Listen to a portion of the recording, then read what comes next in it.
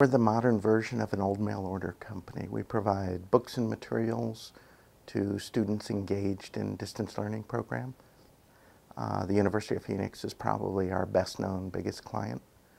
And so we provide online storefronts, we provide a call center, we have a warehouse full of books. Students place their orders, and on a daily basis we ship out about 2,000 packages a day to get to the students that are ordering books through us. You know, there's really a variety across all departments. You know, we have a warehouse in which people are picking, packing, and shipping books. Also in the warehouse, we have a group of people that receive the inventory or receive the books every day when they come in. That's a lot of hourly employees out there. We have entry-level accounting positions. And really, we have a couple of entry-level support positions with our academic service managers. And those are people that are ordering books, making sure that they get here in a timely way. So the call center and the warehouse are the two biggest areas where we have a lot of entry-level hourly help.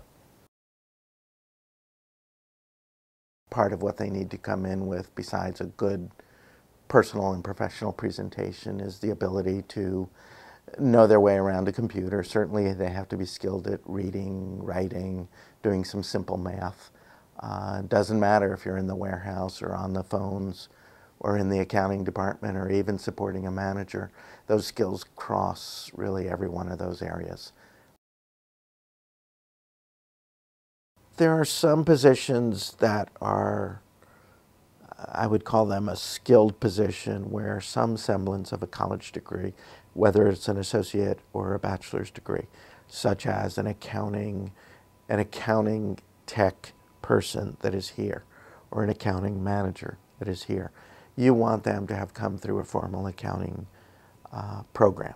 We have mid-level managers who work one-on-one with a variety of colleges and universities.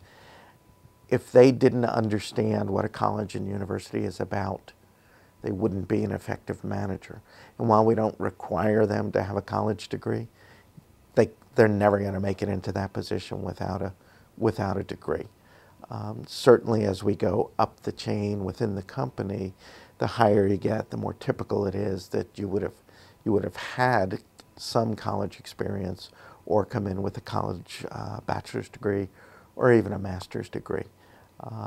Because of the level of interaction those managers have with the public, they need to be fairly sophisticated and well-schooled. And in our case, they really need to understand the college environment, because that's who we're serving. Different parts of the company use different kinds of computer programs, software programs. It's good if people have a pretty basic understanding, at least, of how to use an Excel spreadsheet and probably how to use Microsoft Word. And then we have our own internal system. We train everyone on that. But if you haven't had some sort of basic computer skills or some sort of computer orientation, it's tough to just come in, sit down, kind of pick up the nuances of our system. But we do train the people when they come in, and if they know their way around a spreadsheet, they know their way around Microsoft Word, they usually don't have too much difficulty in picking up our internal system. But it's absolutely vital, no matter where they are in the company, that they have that basic set of computer skills. The best way is to come in, drop off a resume, meet the HR person that is here, and leave your resume or leave your credentials with that person. You can find those jobs often listed in the newspaper, but typically when an hourly position opens up, if we don't have a big seasonal rush, the HR person might reach into her desk, pull out the last batch of resumes, and start going through and start calling people. But clearly the best way to do it is to check the papers or stop in and leave a resume.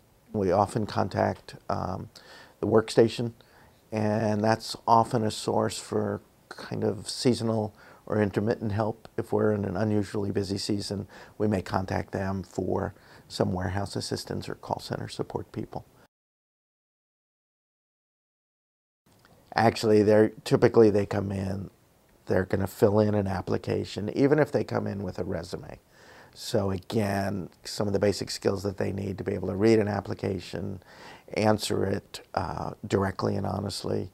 Then typically after that, there is at least one interview with the key manager.